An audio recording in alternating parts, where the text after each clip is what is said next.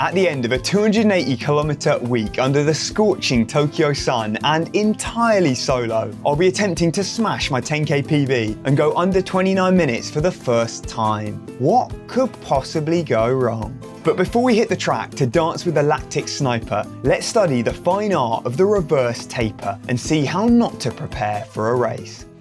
Well, you might as well get used to this view because this is going to become the weekly staple. It's where I'm going to knock out all of my marathon sessions, loops and loops around Meiji Jingu. Obviously before, Yoyogi Park was the place to be. I feel like I put it on the map. The Tokyo government really should be paying me for my services to the community, turning it into an international notorious pilgrimage spot where every runner that comes to Japan wants to go there. But unfortunately, Yoyogi Park got laid to rest. It's out of action, construction work. You can still do jogging around there, but for sessions, yeah, it's a little bit lethal. It's just way too much dodging and weaving. So this spot right here is my new one. And I think I've slightly lost the plot because I came down here the other day with a meter wheel that I bought and started measuring the entire loop so I could make sure my GPS is 100% accurate. Because obviously on a looped course, the watch can be slightly out. But you know what? The chorus delivered and it was bang on. So after walking the course, it came out to 1,334 meters. The ideal loop for marathon training. It's shaped like a massive track, but it's on the road, nice and flat, and there's not quite as much traffic. So bring on some 30 lappers. I'm gonna be hitting the marathon sessions around here, long runs. But today I've got a bit of a hybrid session. So earlier in the week, I did my marathon session for the week, and that went pretty quality. So it was a half marathon total in work, and starting to lock into that marathon pace, that 3:05 per K, which still feels a little bit spicy, but hopefully as the block progresses, that'll get easier and easier. But then with me racing on Sunday, I'm thinking I'm gonna get 10k of solid work in, and that'll almost be my speed work for the week, like my usual track session. And then today it's about filling in the gap. So I'm gonna hit a bit of steady running and some hills. It's actually looking like a pretty big day. I think I've got 50k in total on the cards. So I'm not tapering at all, obviously, for this 10k. But because I've been having some calf and Achilles soreness recently, I won't be running on this easy flat loop. No. What's better for tight calves than hammering a hilly course and loading those bad boys up even more? You know what they say, pain is just weakness leaving the body, which was scientifically proven recently while I was up in the mountains, and every run was closer to rock climbing than pavement pounding. And it sounds weird because you think when you're up there, you're putting all this strain in your calves, like that's when you're loading it the most. But I think because of that, they were constantly loaded. It actually meant that all the troubles, all the pains that I usually get just went away entirely. So even though I'm putting in 3,000, 4,000 meters of gain while doing these like 280k weeks up in the mountains, I didn't have a single little twinge, like ache, nothing in my calves. It's only when I've come back to Tokyo when it's flat and actually easy running, that's when the problems start. So I've got to seek out those hills and just try and get in as much as possible. But that's enough chat. I find I get too distracted with this camera. I'm trying to get all the B-roll and like introduce the session and everything, and just wasting a whole load of time, which I don't have at the moment. I'm trying to get these triple days in. So we'll head into 20k steady first, like 340 pace on this sort of hilly up and down, keep it nice and controlled, and then go 12 times 300 meter hills. And that should be a solid bit of volume and quality banked. So let's go pummel those legs into submission. So my calf Achilles area is a little sore at the start. I'm always finding out in the morning with those kind of things, it's always tight up when you're just woken up. So it takes a bit of time to get going. But I've been absolutely hammering the rehab recently, like smashing the calf raises, foam rolling, massage gun, like trying to absolutely cripple my legs, break them down to make them stronger. And now I've kind of got moving, it actually doesn't feel too bad. It's a good loop this though. I don't know why I never used it before. I think I was so obsessed with pace, like Yoyogi Park's so flat and easy. But then actually in terms of effort, getting a whole load of hills in your training, this one's ideal. And with Valencia Marathon being dead flat, hills aren't exactly specific race prep, but I still think in the early stages of the block, they're class for just building that strength before things get more marathon specific later on. So I think what's good about this course, it actually doesn't let you get into a rhythm and switch off, because there's the constant changes of pace, up, down, elevation. You've got to keep kind of accelerating, decelerating. So it's a much harder effort than just cruising like an easy, steady, flat run. So I could have happily called it a day there at the end of the steady and banked a solid morning, but alas, there were still bills to be paid, and you know what they say about hills. Right, I finished the 20k steady bit. Pretty hard, that course always, doesn't even matter what pace you do, always just bangs up the legs. So I get a little drink in, gel, and then just give these hills a go. Where do I put my drink? I guess the thing with this is just trying to remember, oh, when I'm knackered at the end of a marathon, I'm absolutely cooked, the legs are gone, can I keep pushing? Like these hills, it's such a good marathon like simulation. And I didn't want to mess around with filming on this all out part, because you know running always comes first. So you'll just have to imagine Quadzilla rampaging up these slopes. Cool, I'll tell you what, that was an absolute slog. It was quite nice not having to worry about pace, like just kind of ignore that completely because of the hills, but I mean, geez, my legs took a battering, like the quads, oh.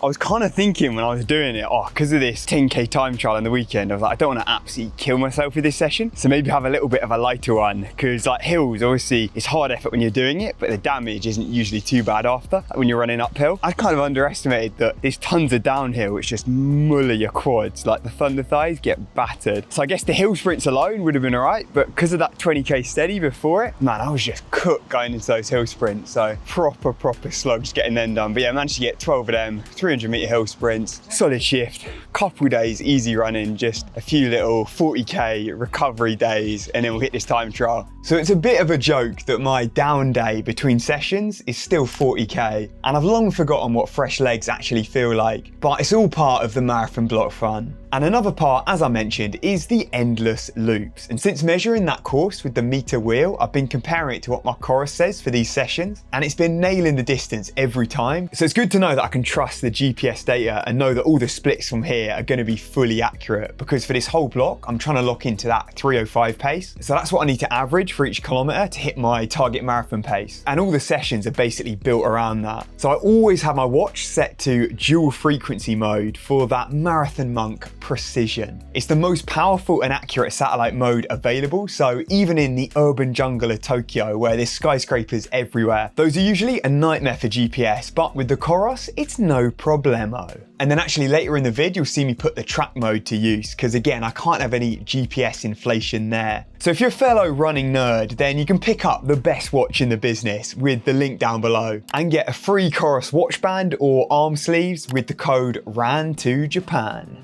But now it's finally time to kick off the racing season.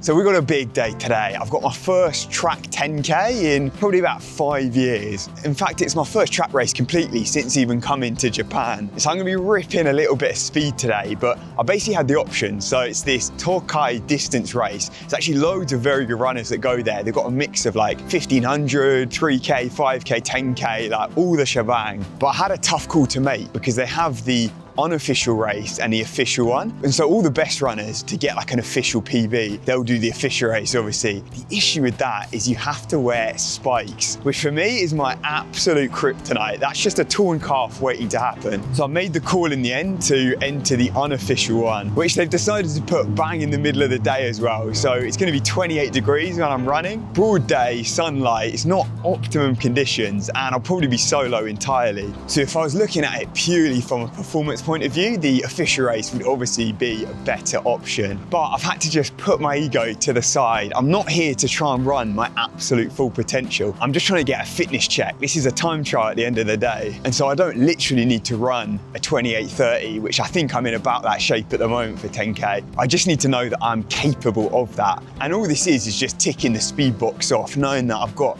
just about enough wheels to then make the marathon pace doable, make those 3:05 Ks possible for my 2:09 attempt later in the year. So on the train over there, 3 hours before the race, I decided to hit the system with a double-pronged attack, Nomio and bicarb, in a desperate attempt to survive the lactic tsunami that I knew was forecast. I was hoping that doubling up with both of these would help clear some of the lactic acid that you get during those shorter speed races and allow this cart horse to keep on trundling.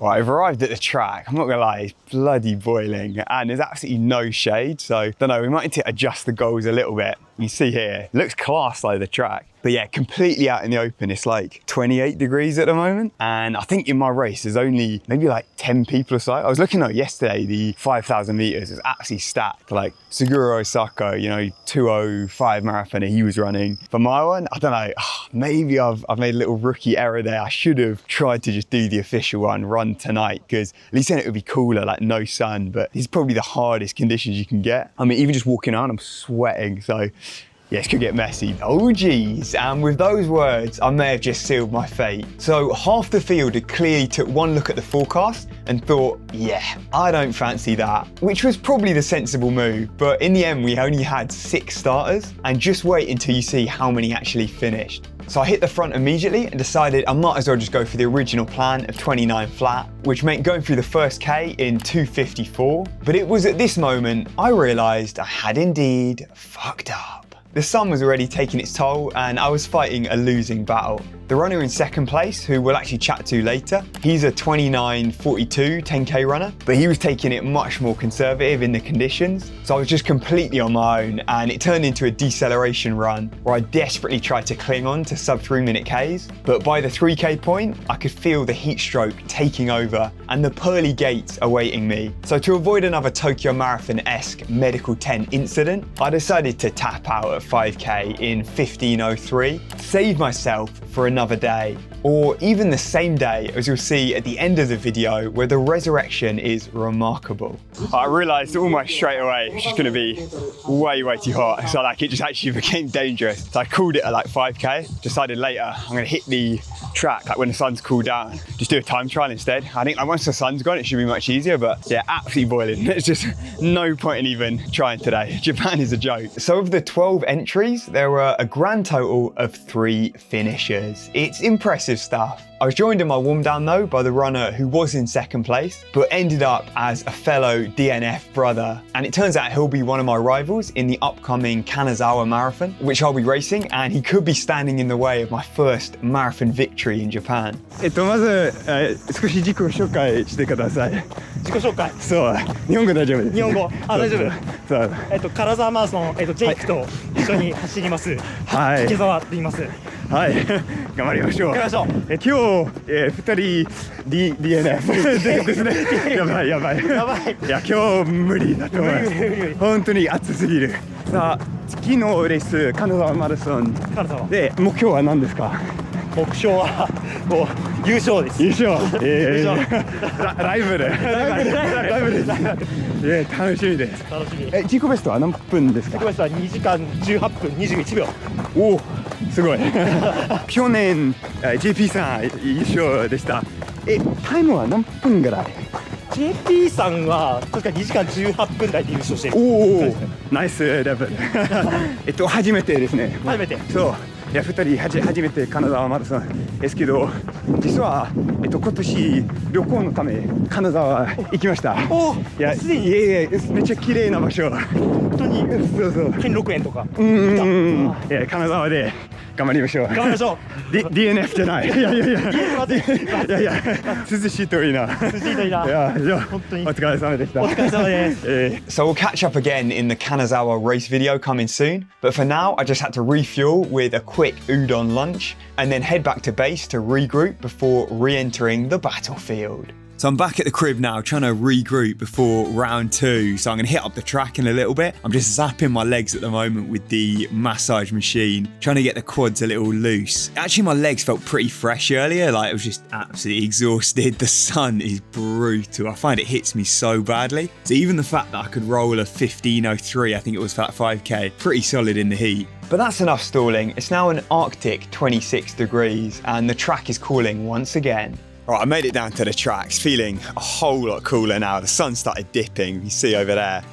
Yeah, it's a nice little evening actually. Yeah, the legs aren't exactly feeling too fresh, but we'll see what I can get out of myself. And I remembered I actually had a 5K PB on the line here, as the last time I raced one was just before coming out to Japan, where I set my current best of 14:57 on the track. So that's gotta be the target there. From DNF to PB in the same day. It's the stuff of legend. All right, there we have it. Made it through in 14:48. So I went out at like 2:55s or so, trying to get as close to that 14:30 as possible, but man, it was brutal. Those last basically the last 4K to be honest. Like I was just hanging in there, legs were tired. I guess unsurprising after a 280K week and a little 15-minute flat about 5 hours ago. But at least, yeah, I came back. That's actually an unofficial 5K PB. So not a bad shift, but tell you what, I've got a new segment for you. We've had Ran to Japan, we've had Scran to Japan. How about rant to Japan? So usually I'd say the etiquette is immaculate. Like the Japanese people, so accommodating. They always look out for other people. They're so aware. But tell you what, on a track, whoa, mate, that goes out the window entirely. For some reason, we had all of these little kids just sprinting around, like bouncing from the infield, lane 1, lane 3, like all over the place. And the parents are just encouraging it. Like, what is going on? Control your kid. And I don't mean the children were training on the track, as in they were just using it as a playground, like sitting around in lane 1, running the wrong direction straight towards me. Oh my God, it was chaos. I was running in lane 3, then I'm ducking in, like weaving. I so nearly killed a couple kids out there during it, but luckily no casualties. I made it through unscathed. But I've just checked the forecast. Actually, next week looks like it's gonna be cooling. So please, is this it? I keep getting teased. It will drop down, get cooler, and then bang, straight back up, 35 degrees out of nowhere. And let's just hope this is the final time, because we're in race season now. 7 more races back to back. So I could really do with some icy cool weather. But I'll catch you in the next one, another race. This has been Jake with Rant to Japan. Until next time, remember, train harder, not smarter.